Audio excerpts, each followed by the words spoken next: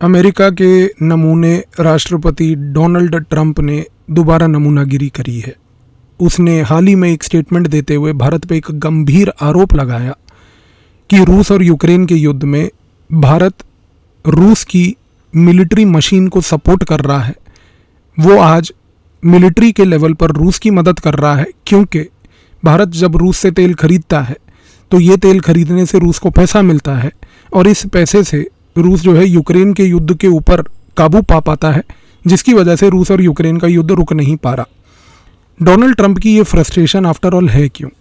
इस चीज़ को समझने के लिए भारत की रिसर्च एंड एनालिसिस विंग ने एक बहुत महत्वपूर्ण रिपोर्ट तैयार करके भारत के सारे दूतावासों को फॉरवर्ड करी है, ताकि ये रिपोर्ट के तहत कुछ तथ्य और कुछ ऐसे फैक्ट्स पेश किए जाएं विश्व के सामने, जिसके तहत ये चीज़ क्लियर हो जाए कि यहाँ पर आफ्टर ऑल रियलिटी क्या है।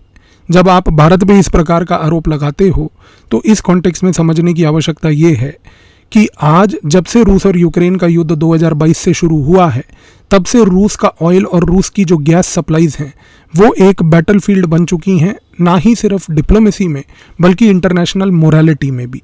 समझने की आवश्यकता यहाँ पर ये है कि ये पूरा का पूरा कैंपेन G7 कंट्रीज़ ने शुरू किया है।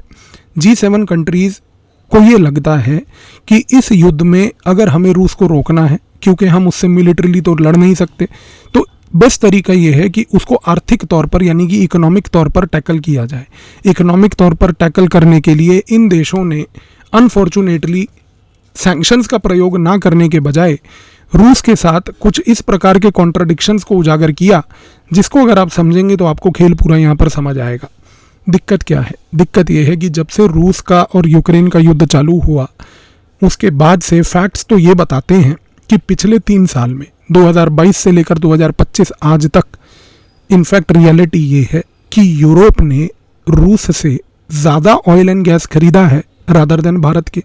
रॉ की इस रिपोर्ट में इस फैक्ट को उजागर करके हमारे जितने भी डिप्लोमैट्स हैं उनको ये पॉइंट को बताने की बात की गई है कि इस पॉइंट को उजागर करके हाईलाइट कीजिए कि 2022 से लेकर 2025 2022 टू 2025 जितना ऑयल आज की डेट में या जितना गैस आज की डेट में रशिया ने यूरोप को बेचा है, उसकी वजह से यूरोप ने रशिया के 23% रेवेन्यू को बढ़ावा दिया है। इस कंट्रास्ट में भारत का जो कंट्रीब्यूशन है ऑयल एंड गैस के ट्रेड से, वो रशिया के टोटल रेवेन्यू में सिर्फ 13% यानी कि 13% है। सोच के देखिए, एक जगह पर जहां भारत पे ये आरोप लगाया जा रहा है कि आप रशिया की वॉर मशीन को फंड कर रहे हैं, रियलिटी है कि साहब यूरोप की पूरी इकोनॉमीज रशिया की वॉर फंडिंग कर रही हैं। पहली बात। दूसरी बात, रशिया जब भी अपने ऑयल एंड गैस को अगर किसी को भी बेचेगा और सप्लाई करेगा, उसको ऑयल टैंकर्स की और गैस टैंकर्स की ज़रूरत होगी, क्योंकि ये सारा का सारा तेल का जो ट्रेड है, गैस का जो ट्रेड है, ये बाय सी होगा। और समुद्री लेवल पर अगर ये ट्रेड करना है तो आपको सिर्फ ऑयल टैंकर्स और गैस टैंकर्स नहीं, बल्कि आपको इंश्योरर्स भी चाहिए जो आपके in oil and gas tankers को इंश्योर करें। रॉ की रिपोर्ट ये भी कहती है कि आज रियलिटी ये है कि G7 कंट्रीज़ की अगर हम ऑयल टैंकर्स को देखें, G7 कंट्रीज़ के अगर हम गैस टैंकर्स को देखें, इन कंट्रीज़ के अगर हम इंश्योरर्स को देखें जो इंश्योरेंस करते हैं इस ट्रेड की, तो रियलिटी ये है कि 56% रशिया का तेल और गैस आज की डेट में एक्सपोर्ट हो रहा है G7 कंट्रीज़ के टैंकर्स के थ्रू। आप भारत पे आरोप लगा रहे हैं। भारत की तो पूरी ऑयल और गैस के एक्सपोर्ट में जो टैंकर्स की मात्रा है वो 5% भी नहीं है।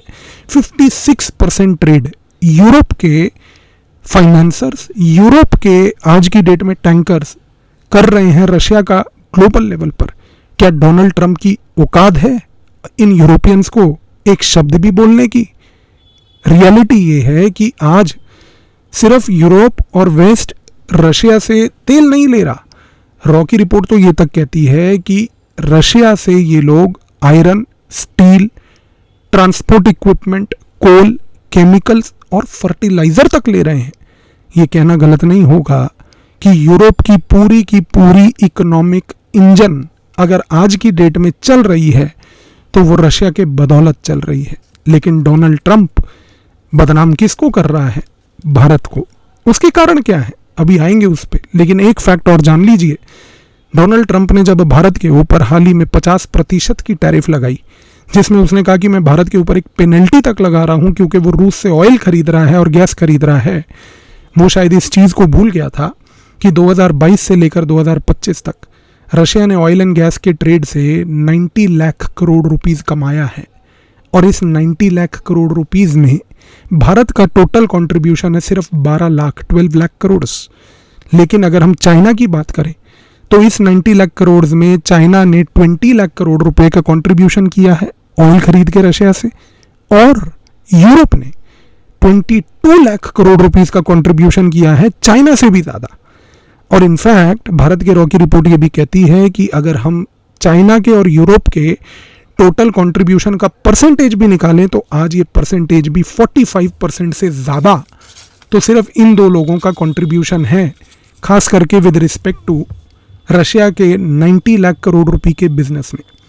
तो साहब रियलिटी तो ये है कि आपको जलन इस बात की हो रही है कि भारत एक कंट्रीब्यूटर इस पूरे प्रोसेस में बन क्यों रहा है, लेकिन उसके पीछे का भी एक कारण है। कारण को समझिए। 2022 में जब रशिया और यूक्रेन की लड़ाई चालू हुई, उस समय अमेरिका को एक चीज़ बड़ी महत्वपूर्ण समझ आई। उसको ये समझ आया कि देखिए रशिया एक ग्लोबल सप्लायर है ऑयल का। रशिया एक ग्लोबल सप्लायर होने के नाते पूरी ग्लोबल ऑयल मार्केट में एक क्रेडिबल प्लेयर भी है। रशिया को हम अगर मान लीजिए ऐसे सैंक्शन आउट करते हैं कि रशिया को बोलते हैं कि आप अपने ऑयल को इंटरनेशनल मार्केट में बेचोगे ही नहीं, और सारा ऑयल मान लीजिए सिर्फ middle east, Africa, south east Asia और चंद वेस्ट के देशों की तरफ से आएगा, तो ग्लोबल ऑयल सप्लाई के अंदर एक डिसरप्शन आ जाएगा। और ऐसा डिसरप्शन आएगा जिससे कि ऑयल प्राइसेस शूट अप हो जाएंगे, और ऑयल प्राइसेस अगर शूट अप हो जाएंगे तो इससे यूरोप से लेकर अमेरिका सबको खमियाजा भुगतना पड़ेगा। इस कॉन्टेक्स्ट में 2022 में जो खेल हुआ था वो ये था कि इन सारे देशों ने, वेस्टर्न कंट्रीज और G7 देशों ने मिलकर एक रणनीति तैयार करी। उन्होंने रशिया को बोला कि देखो, तुम रशिया होने के बाद अगर यूक्रेन से लड़ रहे हो तो तुम्हारी इस लड़ाई को हम रोकने की कोशिश करेंगे। अब कैसे रोकने की कोशिश करेंगे? G7 और वेस्टर्न कंट्रीज ने मिलकर रशिया को बोला कि आपके तेल के ऊपर पाबंदी लगाई जाएगी। रशिया ने बोला आप पाबंदी लगा के देखो, खमियाजा आपको भुगतना पड़ेगा।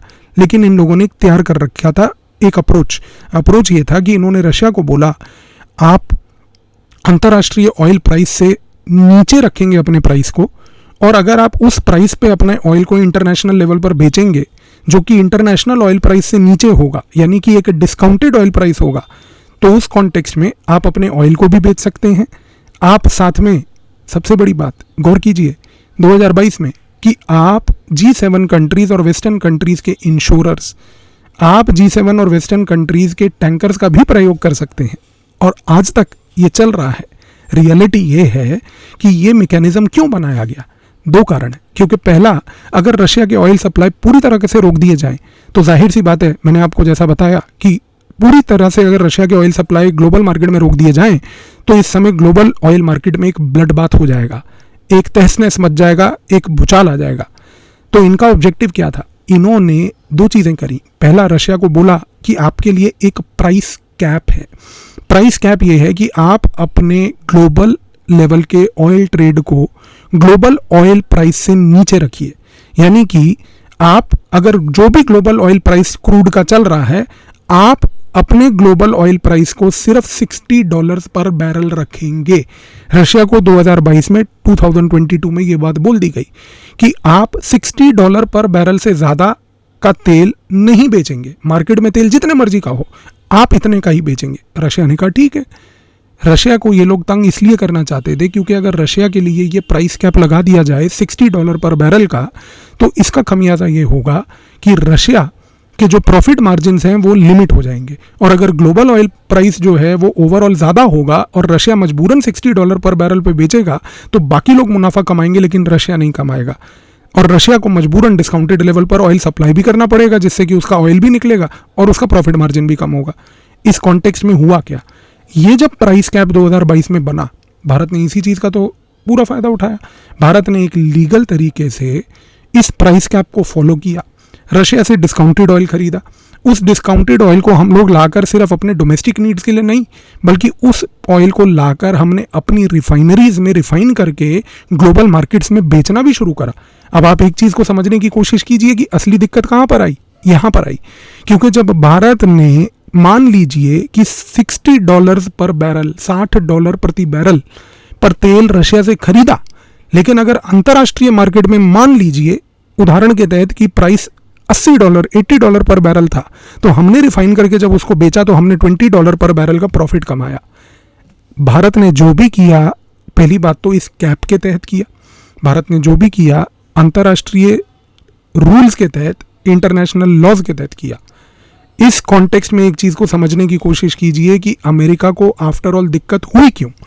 दिक्कत हुई इसलिए क्योंकि अमेरिका को एक चीज़ ये लगने लगी कि भारत जब रिफाइन करके ऑयल को $80 पर बैरल में बेच रहा है, तो भाई यहाँ पर भारत की रिफाइनरीज ग्लोबल लेवल की रिफाइनरीज के साथ compete कर रही हैं। अमेरिका को ये लगा कि भैया हमने जो ग्लोबल रिफाइनरी कॉम्प्लेक्स बनाया है, उस ग्लोबल रिफाइनरी कॉम्प्लेक्स में तो भारत बैठता ही नहीं, तो भारत ये कैसे एक प्लेयर बना, नंबर 1। नंबर 2, अमेरिका को ये चीज़ खटकने लगी कि भाई भारत आज की डेट में अपने टैंकर्स के थ्रू, अपने इंश्योरर्स के थ्रू कैसे इस ऑयल को अंतर्राष्ट्रीय मार्केट्स में भेज रहा है, क्योंकि अंतर्राष्ट्रीय मार्केट्स में टैंकर्स की मोनोपोली तो G7 कंट्रीज़ की है। अंतर्राष्ट्रीय स्तर पर आज की डेट में इंश्योरर्स की मोनोपोली वो भी G7 कंट्रीज़ की है। तो इस कॉन्टेक्स्ट में अमेरिका को ये चीज़ समझ नहीं आई कि भाई भारत को इस तरीके से अब मैं टैकल कैसे करूं, क्योंकि यहाँ पर एक क्लासिक केस था कि हमने वेस्टर्न कंट्रीज़ के द्वारा बनाए गए प्राइस कैप मैकेनिज्म का प्रयोग करके वेस्टर्न कंट्रीज़ को ही आउटस्मार्ट कर दिया और उनसे बेहतर धंधा करने लग गए। इस कॉन्टेक्स्ट में चीज़ को समझने की कोशिश कीजिए कि क्यों बार बार ट्रंप इस चीज़ को दोहरा रहा है, इस चीज़ को दोहरा रहा है कि मैंने इंडिया के ऊपर टैरिफ लगानी है क्योंकि इंडिया जो है वो रशिया से तेल खरीद रहा है।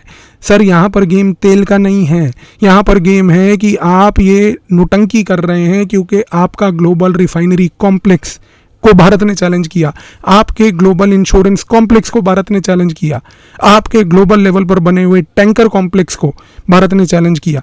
आप भारत को टैरिफ लगाकर डराने की कोशिश इसलिए कर रहे हैं क्योंकि भारत ने रूल्स फॉलो करे, क्योंकि भारत ने अंतर्राष्ट्रीय स्तर पर किसी रूल को नहीं तोड़ा।